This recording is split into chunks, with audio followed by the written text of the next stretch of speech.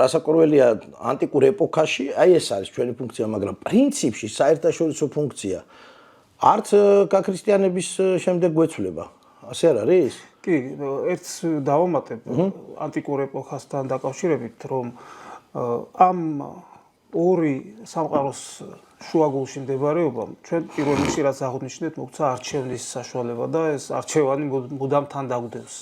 და დღესაც ამ სიტუაციაში ვართ, არჩევნის წინაშე ვდგავართ და თუ გადავხედავთ წარსულს, წარსული იმით არის კარგი, რომ შეგვიძლია მასში ბევრი რამ ვისწავლოთ. ჩვენი შეცდომებიც დავინახოთ, ჩვენი სწორი გადაწყვეტილებებიც, ასევე შევაფასოთ თუ როგორები ვიყავით მაშინ და როგორ საით უფრო გადაიხრებოდა ქართული ბუნება და ქართველი ბუნება.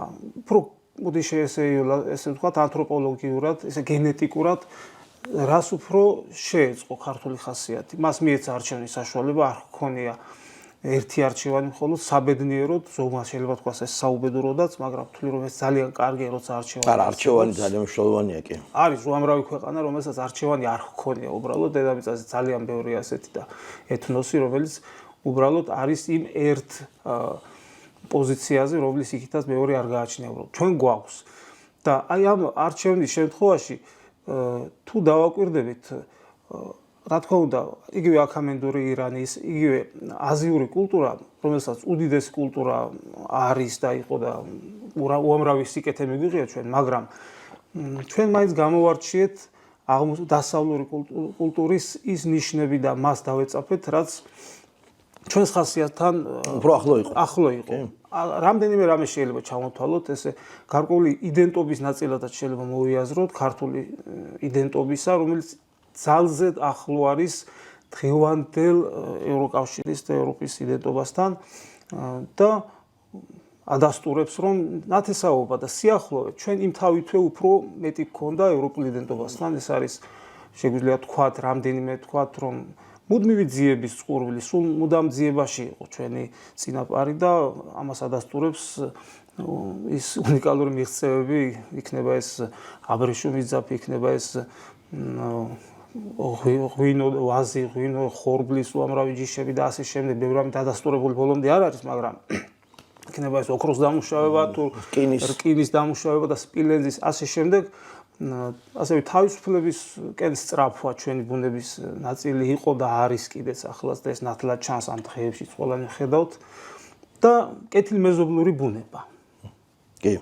მოდი აღვნიშნოთ და აი ეს ყველაფერი რა თქმა უნდა არ დარჩენილა ანტიკურ ეპოქაში ჩვენი გაქრისტიანების შემდგომ ეს გადმოვიდა. რა თქმა უნდა ჩვენში დარჩა, რა თქმა უნდა დიდი გავლენა იქონია ქრისტიანობის შემოსვლამ ჩვენს მომავალზე და დღევანდელობას უდიდეს გავლენას ახდენდა და ახდენს და ალბათ მოახდენს კიდეც, შეუძლებელია ეს არ იყოს, თუმცა აქ შეიძლება ბევრი რამ გავნიშნოთ. ეს ბევრი ამაზე ვისაუბრებთ, ცხადია, უბრალოდ კიდევ ერთ რამეს, აი იგივე იმ ძველი ეპოქიდან დავამატებ, სანამ უკვე ქრისტიანულ ეტაპზე გადავიდოდეთ, ჩემი აზრით ძალიან მნიშვნელოვანია კიდევ ორი ნიუანსის გამოყოფა გოგა. პირველი ის არის, რომ ერთი რომ ფასეულობითი არჩევანი გავაკეთეთ და მეორე რა არის, ჩემი აზრით, არის კიდევ ქართველ, აი შედარებით მცირერიცხოვან ერებს, რომელსაც ჩვენ განვეკუთვნებით.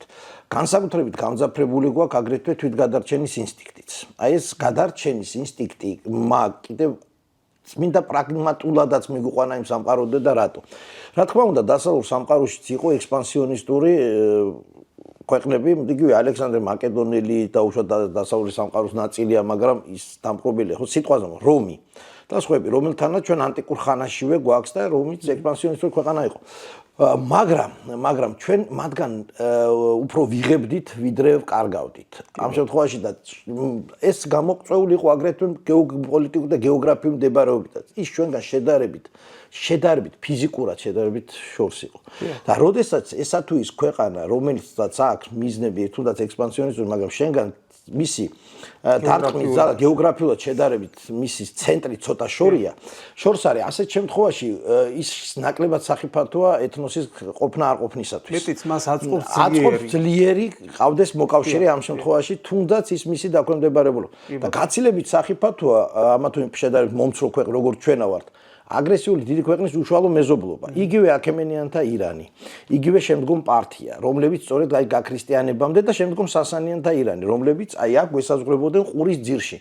აი ასეთი ქვეყნები გაცილებით მეტ ხიფათს ქმნიდნენ, რადგანაც მათ შეეძლოთ, რომ თავისი ეთნოსით ჩაენაცვლებინათ აკაური ეთნოსი, იმიტომ რომ ის ახლოს იყო და იგივე ის აბრეშუმის გზის კონტროლი თავის თავზე აეღოთ. მაშინ, როდესაც ის შედარებით შორეული ქვეყნები, როგორც რომია თუნდაც, მას აწყობდა, რომ აქ ჩვენ თვითონ დაგვეცო ეს გზა, ოღონდ მისი კონტროლის ქვეშ. აი ეს ძალიან მნიშვნელოვანია, ესე იგი, როდესაც პატარა ქვეყანას ყავს აგრესიული მეზობელი იქვე და ასე ვთქვათ, უქმნის ამ შემთხვევაში უკვე მისთვის განსაკუთრებით სახიფათო. ეს ერთი და რა თქმა უნდა, ახლა არ დაგვავიწყდეს სოციალური მომენტიც. იმიტომ რომ სოციალური მომენტი ძალიან მნიშვნელოვანია თუნდაც დღევანდელობის კუთხით, იმიტომ რომ საბოლოო ჯამში აქ მივალთ, რა სოციუმი ჩამოყალიბდა გზადაგზა ჩვენთან ამ პერიოდში, იგივე ანტიკურ ხანაში.